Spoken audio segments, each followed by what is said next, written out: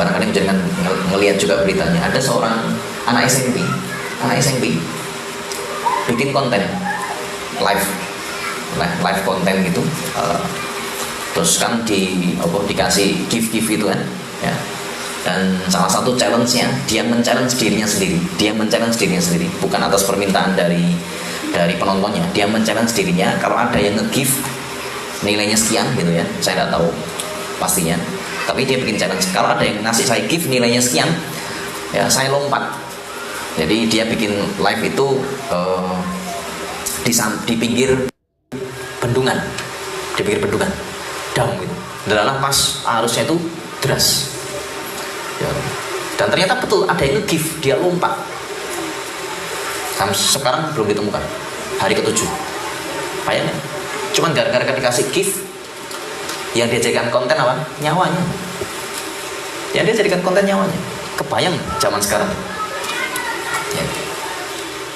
Zaman sekarang sampai seperti itu, nyawa saja jadi konten, cuman gara-gara gift ya. Dan ini salah kita bersama. Bukan salahnya 1-2 orang, nah, itu salah kita bersama ya.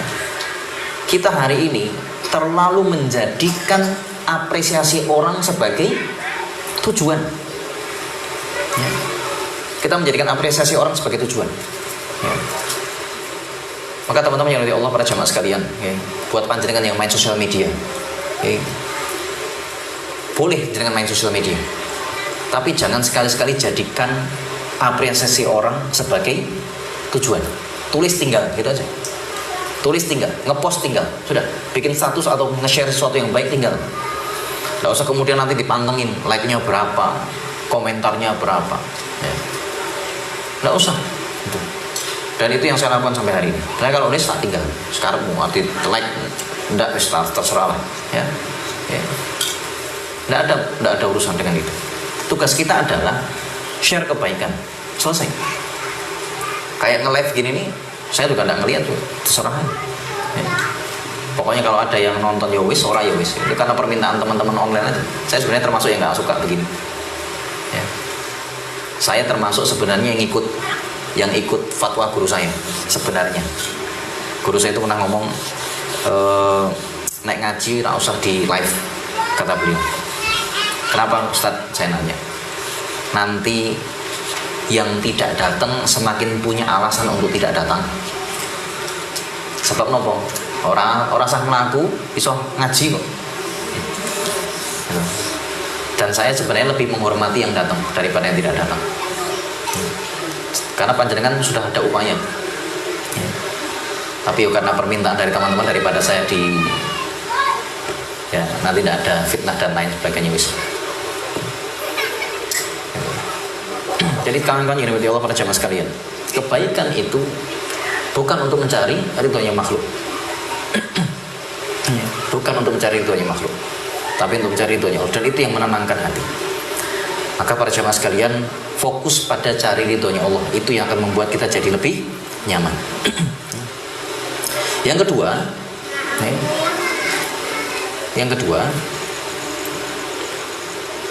yang membuat hati kita itu nyaman adalah senantiasa meminta ampunan Allah Subhanahu wa taala. Yang membuat kita nyaman adalah kebiasaan kita senantiasa meminta ampunan Allah Subhanahu wa taala.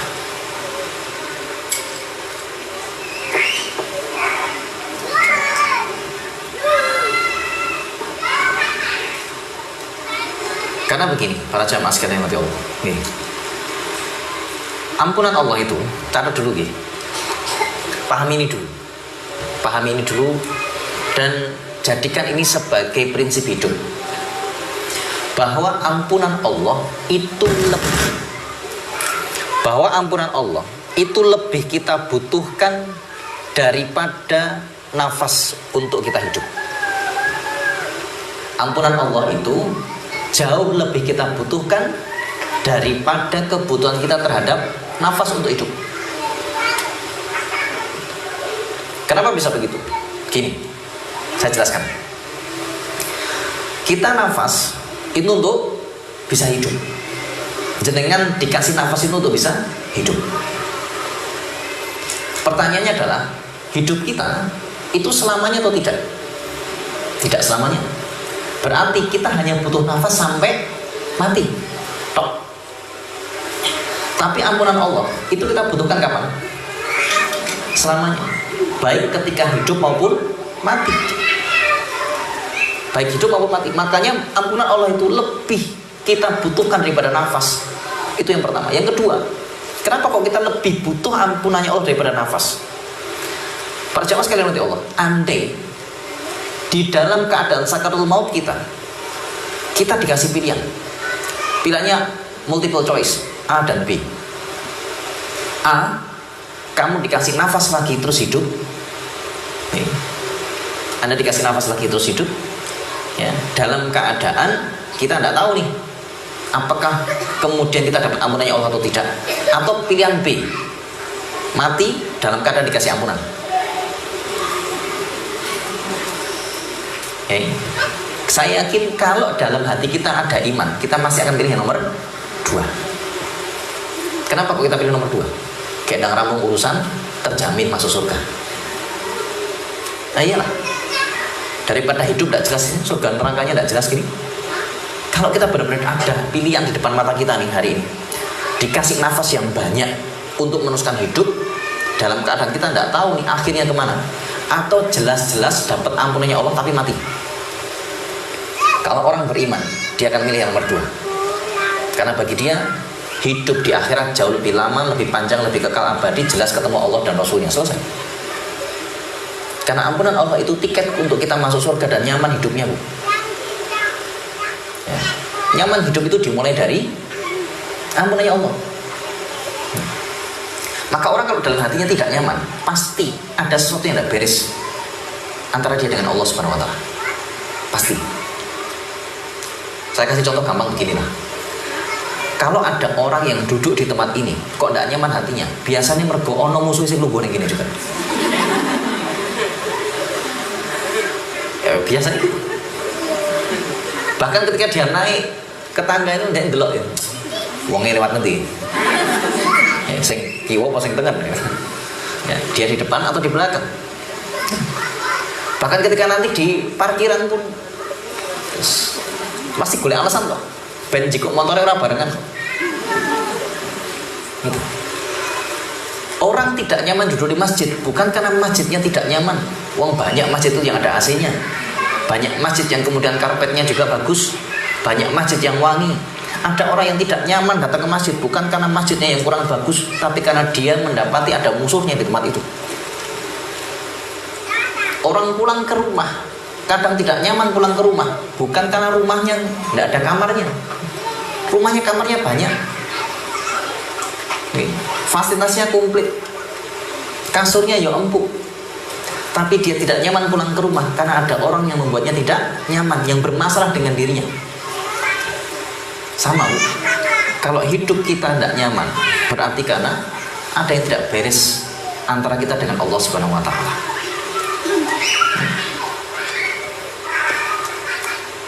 Maka salah satu cara menyamankan hidup adalah dengan senantiasa mohon ampun.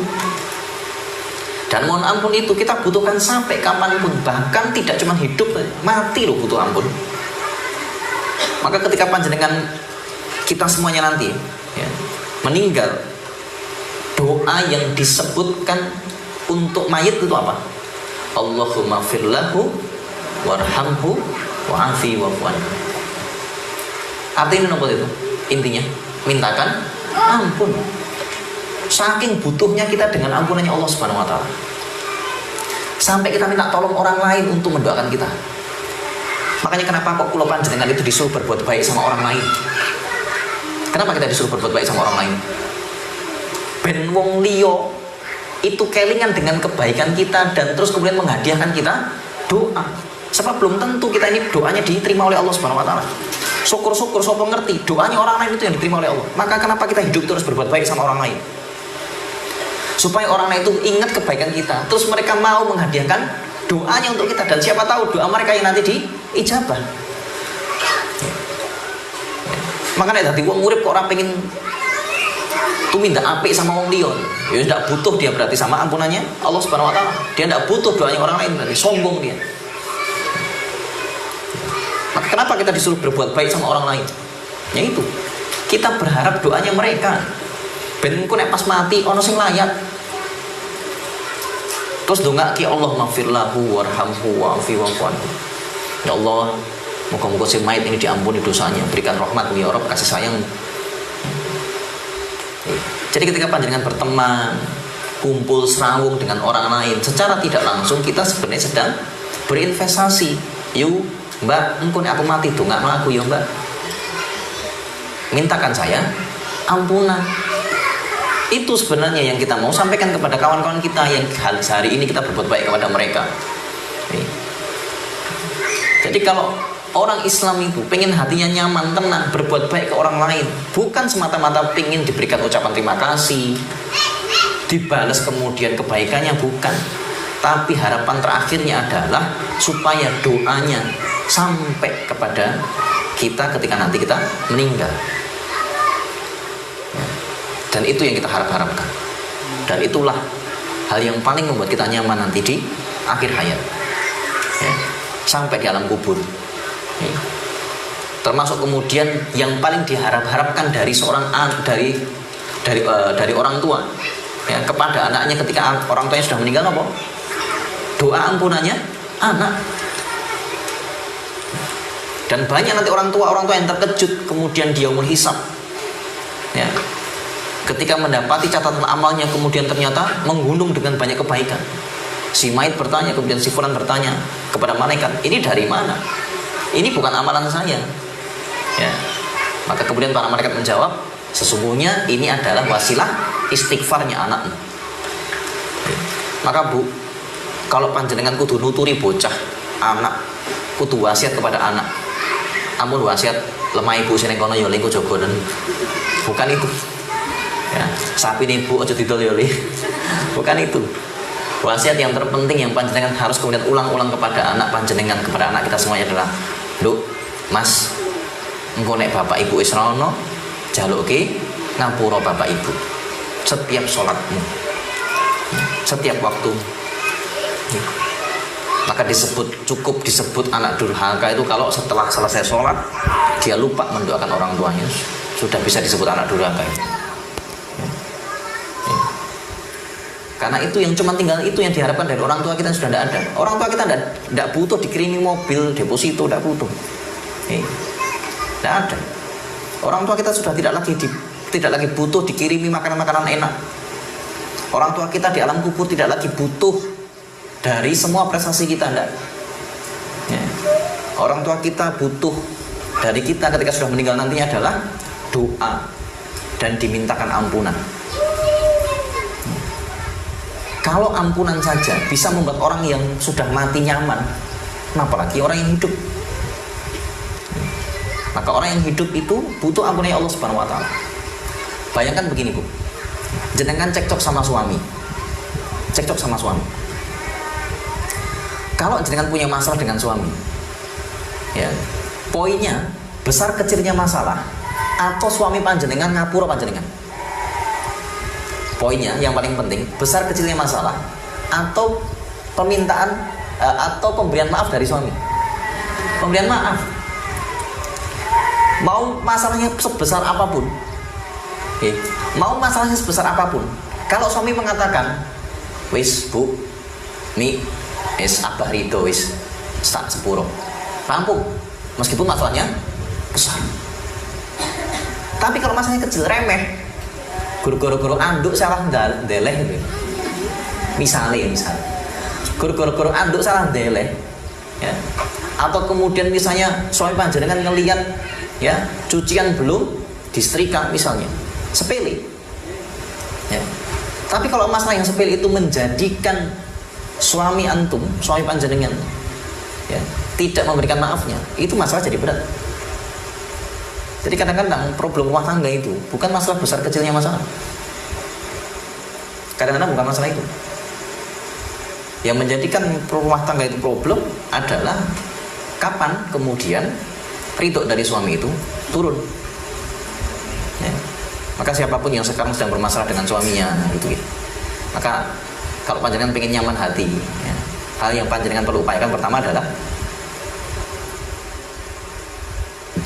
ampunannya suami dulu, ridhonya suami dulu. Ridhonya suami itu penting. Ketika panjenengan pengen masalah selesai, nyaman nanti sudah, ya, nyaman. Ya. Makanya perlu pelajaran seni menaklukkan hati suami itu ya perlu. Ya, kawan-kawan kita bahas ya. Seni menaklukkan hati suami gitu. Ya. Karena semua masalah panjenengan di dalam rumah tangga seringkali berujungnya hanya di situ. Ya, bukan masalah besar kecilnya masalahnya. Ketika panjenengan bisa membuat suaminya ridho, selesai. Mau masalah sebesar apapun. Tapi sebaliknya, masalah sekecil apapun bisa membuat hati panjenengan tidak nyaman ketika tidak kunjung mendatangkan ridhonya suami. Ya. Jadi yang nomor 2 adalah ketika kita kemudian senantiasa memohon ampun kepada Allah Subhanahu wa taala. Itu yang akan menyamankan hati. Nyaman hati.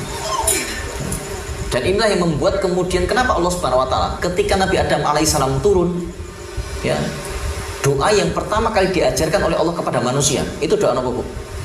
Doa yang pertama kali diajarkan oleh Allah Subhanahu wa taala kepada manusia. Doa, Rabbana dzalamna anfusana wa lam taghfir lana wa tarhamna lanakunanna minal khasirin. Ya.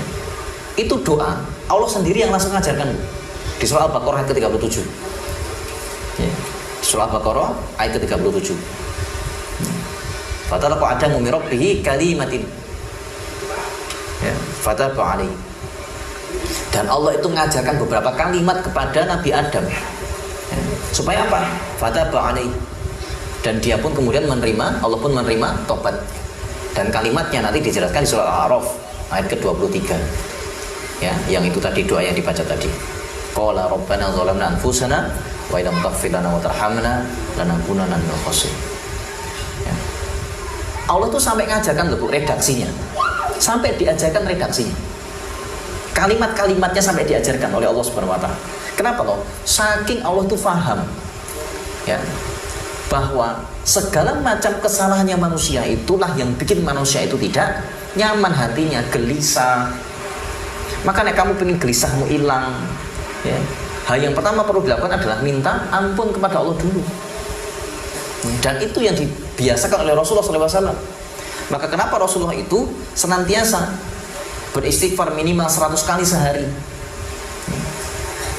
Sampai beliau kemudian mengatakan, man aktsara, barang siapa yang kemudian memperbanyak minal istighfar, dari kemudian mengucapkan istighfar, ja'alallahu lahu, dan Allah akan menjadikan bagi dia 3 hal. 1, min kulli hammin farajan, setiap kesedihan diberikan, ya, jalan keluar. Jadi orang istighfar itu setiap kesedihannya min kulli hammin farajan, setiap kesedihan dikasih jalan keluar.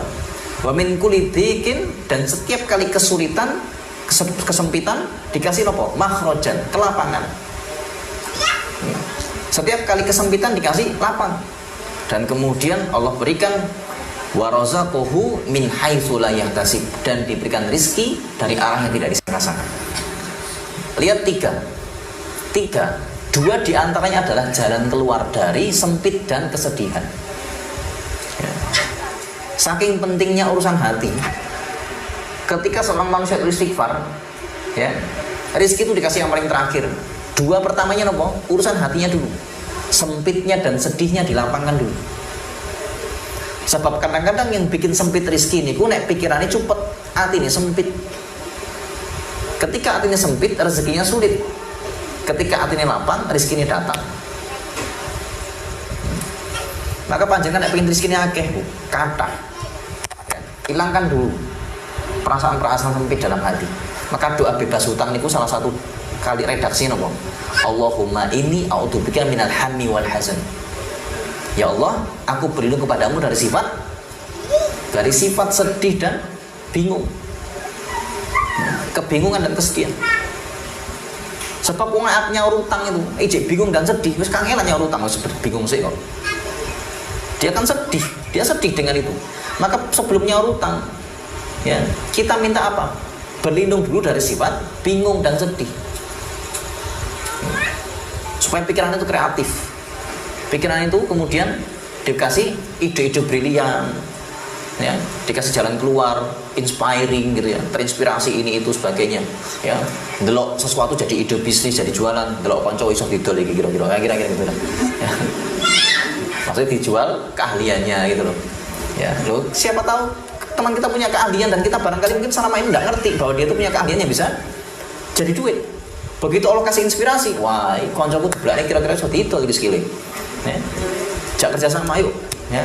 Kowe butuh duit, aku butuh utang. Nah, beres-beresin utang gitu ya. Ayo kerja sama gitu. Oh iya.